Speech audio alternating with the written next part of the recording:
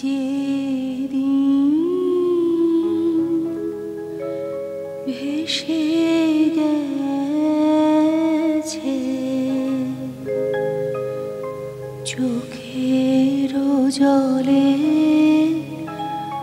আমার যেদিন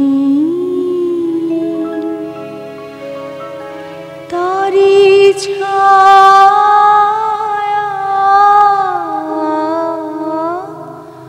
পড়েছে শ্রাবণ গগন তলে যেদিন।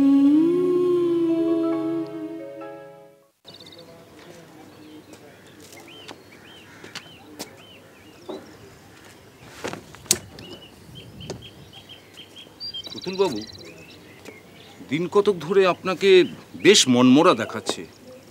তা অফিসে কোনো ঝামেলা ঠামেলা হচ্ছে নাকি? নতুন বড়বাবু এসে সবাইকে যা জ্বালাতন করছে, একেবারে নাভিশ্বাস উঠিয়ে ছেড়ে দিচ্ছে। না সুজনবাবু, সেসব কিছু নয়। তাহলে তাহলে কি ধার দেনা বেড়ে গেছে?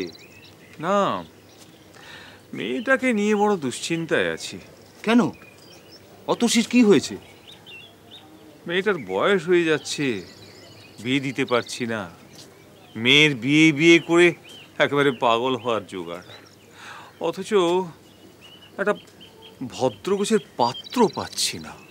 হ্যাঁ, আজকাল সুন্দরী নয়, ফর্সা নয়, এ ধরনের মেয়েদের বিয়ে হওয়া সত্যি মুশকিল। মন মেজাজ আর কোনো কিছু ভালো নেই, দুশ্চিন্তায় দুশ্চিন্তায়। আর সব কিছু সময়ের খেলা প্রতুলবাবু। দেখবেন সময় পাল্টে গেলে সব কিছুই ঠিক হয়ে যাবে। সময়ের অপেক্ষায় থাকতে থাকতে তো একেবারে অধৈর্য হয়ে পড়েছি। আমরাও পড়েছি, আর মেয়েটাও। দেশে তো আর পাত্রের অভাব নেই, দেখবেন। কি জানো তো সুজন, মেয়ের বিয়ে দিতে চাই তো ঠিক কথা, কিন্তু তাই বলে তো যে কোনো পাত্রের হাতে তো মেয়েটাকে তুলে দিতে পারি না। তো জানো ভাইয়া, একটা সময় আমাদের বাপ ঠাকুর দাদার মান সম্মান ঐতিহ্য সবকিছু বজায় ছিল। এখন না হয় অবস্থার ফেরে পড়ে আমাদের এই দৈন দশা। তাই যাত্রার হাতে তো আর মেয়েটাকে তুলে দিতে পারি না। তা বটে, আপনাদের বসত বাড়ি দেখলে কিছুটা আন্দাজ করা যায়। হ্যাঁ, ওইটুকুই তো আছে। সেই জন্যই তো বলি, আমার তো এই একটাই মেয়ে, যা কিছু পাবে সে তো ওই পাবে। ওরকমভাবে বলবেন না দাদা, চেষ্টার তো আমি কম কসুর করছি না। আমি জানি ভাই, তবু হঠাৎ করে যদি কোনো সন্ধান এসে যায়। অবশ্যই বলবো। আসলে আসলে কি জানেন, আমি জানি জানি কোথায় যে আটকায় সে সব আমি জানি। তার চাইতে আমি বলি কি, আপনি একবার জ্যোতি ঘটককে বলুন না। জ্যোতি ঘটক? শুধু জ্যোতি ঘটক কেন, কোনো ঘটককেই তো আর বলতে বাকি নেই। এই কবছরে কত ঘটক এলো আর গেল, তার কোনো ইয়ত্তা নেই। না ভাইয়া, শুধু পয়সা নষ্ট আর মানসিক শান্তি নষ্ট। প্রতুলবাবু, জন্ম মৃত্যু বিয়ে, তিন বিধাতা নিয়ে কার যে কখন কোথায় কিভাবে কি হবে সে একমাত্র ঈশ্বরই জানেন। হ্যাঁ, তাই তো তেনার উপর নির্ভর করেই আছি। তো দুশ্চিন্তাটা কোথায় হয় জানো? একটা একটা করে তো দিন এগিয়ে যাচ্ছে, আর সেই সঙ্গে সঙ্গে আমারও তো বয়স বাড়ছে। হঠাৎ করে যদি একটা কিছু ঘটে যায়, তখন মা মেয়ে যে একেবারে অথই জলে গিয়ে পড়বে। অত চিন্তা করবেন না দাদা, দেখবেন সব ঠিক হয়ে যাবে। হ্যাঁ, সেই আশায় আমি বুক বেঁধে আছি। যদি কালকের সকালটা আমার অতসী মায়ের অন্যরকম হয়।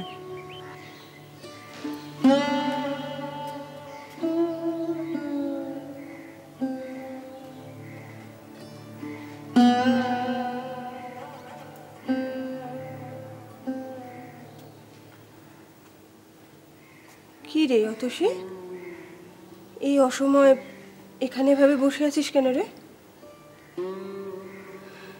কি রে, কথা বলছিস না কেন? শরীর টরীর খারাপ হলো নাকি?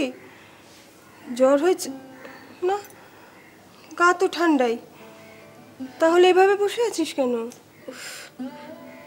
ভাল লাগছে না, তুমি যাও তো। ভালো লাগছে না বললে হবে? আরে কি হয়েছে বলবি তো, কিছু না বললে আমি বুঝবো কি?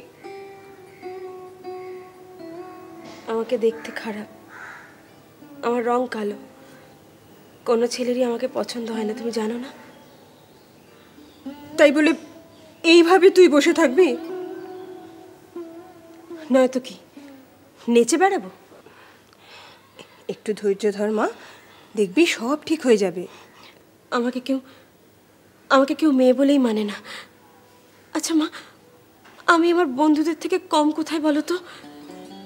অতসী, কাজল, অনিন্দিতা সবার বিয়ে হয়ে গেল, আমার বুঝি খারাপ লাগে না? কপাল মা, সবই কপাল। এমন কপাল আমি মেনে নিতে পারবো না মা। সবাই আমার সঙ্গে এমন ব্যবহার করে যেন আমি মানুষ নই, আমাকে কেউ মেয়ে বলেই ভাবে না। আচ্ছা মা, আমি কি কারোর উপযুক্ত নই? এসব নিয়ে তুই কিন্তু বড্ড বেশি ভাবছিস।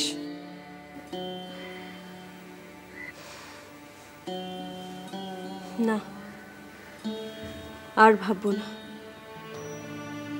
এবার আমি অন্য রাস্তা নেব, দেখবো কি হয়। আর একটা কথা তোমায় বলে দিচ্ছি না, আমি কিন্তু আর সংসেজে কারোর সামনে বসতে পারবো না।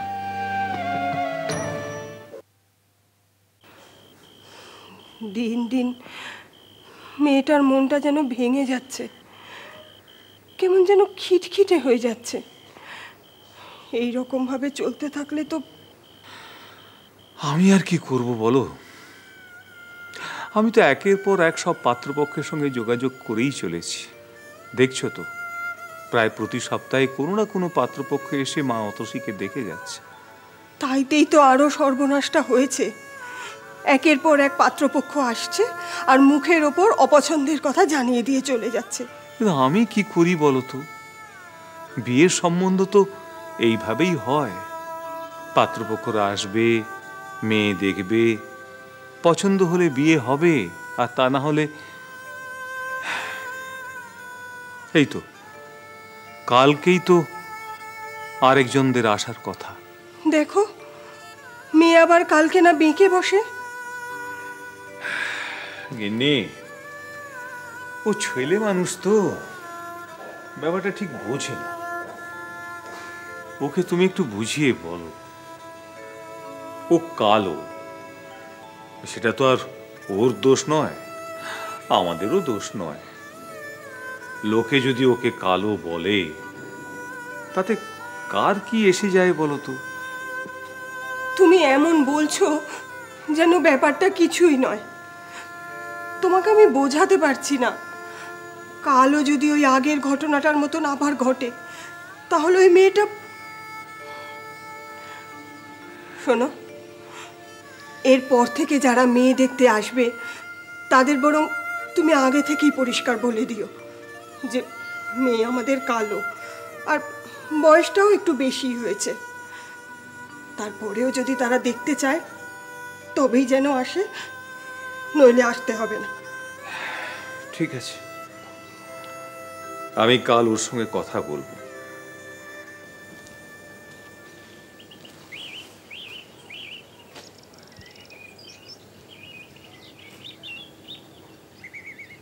অতসী, কি করছিস রে মা? বই পড়ছি। তুই বই পড়তে খুব ভালোবাসিস, তাই না? সারাদিন কি আর করবো বলো? ভালো। চুপচাপ বসে বসে উল্টোপাল্টা না ভেবে বই পড়াটা খুবই ভালো। তুমি তুমি দাঁড়িয়ে রইলে কেন? বসো। হ্যাঁ, বসছি। তোর সঙ্গে একটু কথাও বলি। বলো।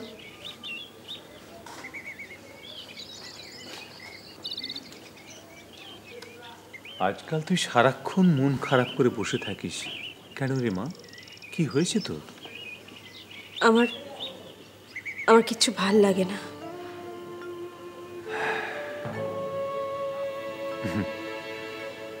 তোর যে কেন ভালো লাগে না সেটা আমি খুব ভালো করেই বুঝি রে মা,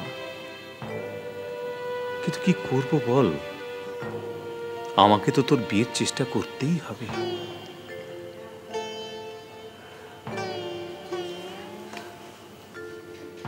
আমি বিয়ে করব না। ছি মা, পাগলামি করিস না। আমরা ছাড়া এই দুনিয়াতে আর তোর কে আছে বলতো? যেদিন আমরা দুনিয়াতে আর থাকবো না সেদিন তোকে কে দেখবে? আর সেই কথা ভেবে আমরা তো নিশ্চিন্তে মরতেও পারবো না। শোন মা, আজ বিকেলে তোকে কয়েকজন দেখতে আসবে। শুনলাম তুই নাকি বলেছিস তুই আর তাদের সামনে বেরুবি না। কি লাভ বলো? এতদিন যা ঘটেছে সেই তো একই ঘটনা ঘটবে। সবই ঠিক, তবু যাই ঘটুক না কেন আমাদের তো চেষ্টা করে যেতেই হবে। আমাদের যতই খারাপ লাগুক না কেন তবু তো পাত্রপক্ষের সামনে তোকে গিয়ে দাঁড়াতে হবে। তুই একবার ভাবতো মা, ওরা যখন তোকে কালো মেয়ে বলে মুখের উপর না বলে দিয়ে চলে যায় তখন আমাদের মনের অবস্থাটা কি দাঁড়ায়? কিন্তু তাই বলে তো আমরা হাত গুটিয়ে চুপচাপ বসে থাকতে পারি না। আবার নতুন আশায় বুক বেঁধে অন্যদের সঙ্গে যোগাযোগ করি। ভাবি এবার যারা দেখতে আসবে তারা নিশ্চয়ই তোকে পছন্দ করবে। মারে, লক্ষ্মী মা আমার কথা শোন, তুই জেদ ধরে বসে থাকবি না। যারা আসছে তাদের সামনে তুই একবার অন্তত বেরো। বলা তো যায় না, এবার যারা আসছে তারা হয়তো তোকে পছন্দ করবে। ঠিক আছে, কিন্তু এটাই আমার বাইরের লোকের সামনে শেষ বসা বাবা।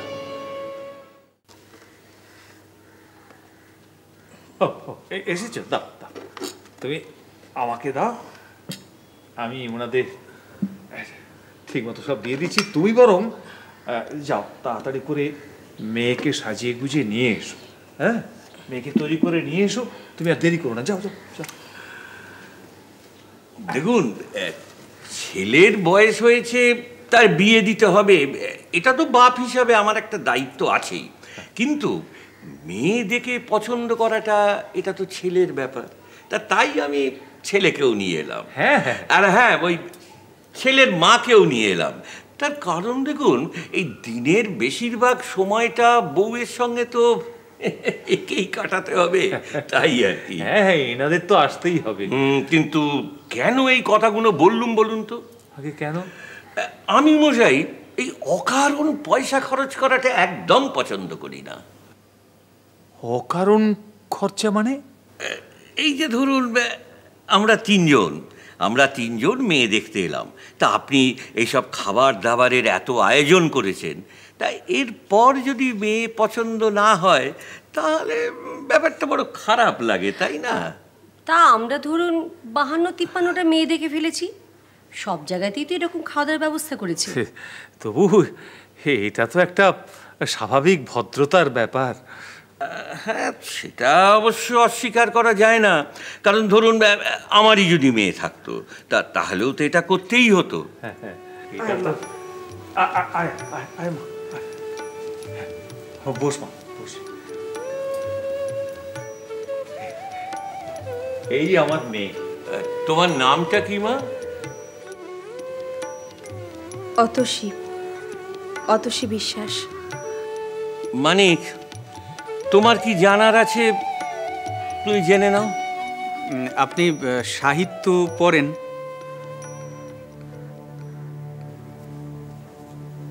একটু আধটু। ছেলের আমার নাটক নভেল পড়ার ভারী আগ্রহ। আপনি ফরাসি কোনো লেখকের বই পড়েছেন? না। জার্মান? না। রাশিয়ান? না। আচ্ছা, ইংরেজি সাহিত্য পড়েছেন? কিছু কিছু পড়েছি। শেয়ার কতটুকু? রান্না বান্না কিছু জানো? হ্যাঁ হ্যাঁ, তা পারে। ও, হাতের কাজ? ও জানে জানে, ওই তো আমার জন্য একবার একটা গান জানেন? না। বাবা, মা, আমার যা দেখা হয়ে গেছে, এবার তোমরা কথা বলে নাও। হ্যাঁ অতসী, তুমি একটু উঠে দাঁড়াও।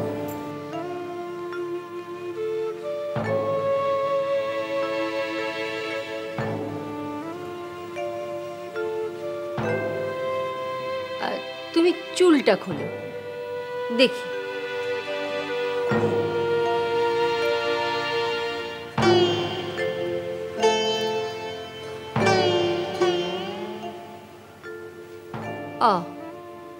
তা চুলটা তো বেশ বড়ই আছে। তুমি একটু হাঁটো তো দেখি, হাঁটো।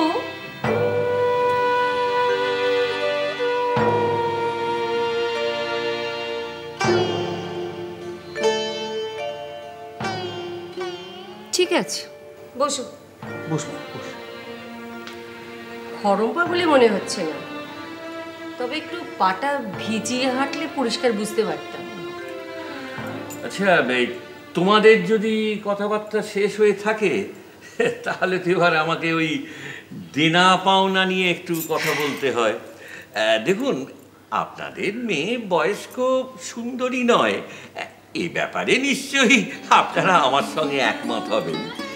তাই বলছিলাম কি, আচ্ছা আপনি মূল্য ধরে দেওয়ার ব্যাপারটা জানেন তো? আগে মূল্য ধরে দেওয়া মানে আমি বলছিলাম কি যে আপনার মেয়ের গায়ের রং তো কালো, তা আপনি এক কাজ করবেন, ওই নগদ 50,000 টাকা দিয়ে দেবেন। হ্যাঁ হ্যাঁ, ব্যাস তাতেই হবে। আমরা মেয়ের গায়ের রং নিয়ে কোনো কথাই তুলব না মশাই। 50,000 টাকা?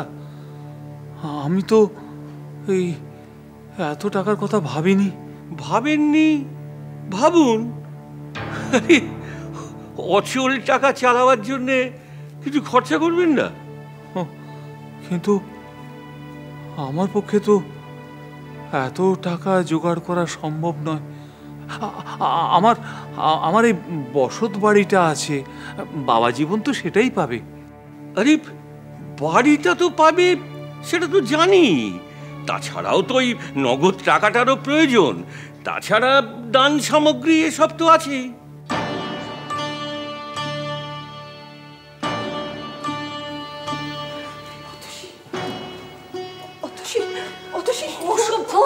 অভদ্র মেয়ে একেবারে দুমদুম করে চলে গেল। চলো চলো চলো, মেয়ে দেখতে হবে না। শুনুন, আপনারা যাবেন না, শুনুন।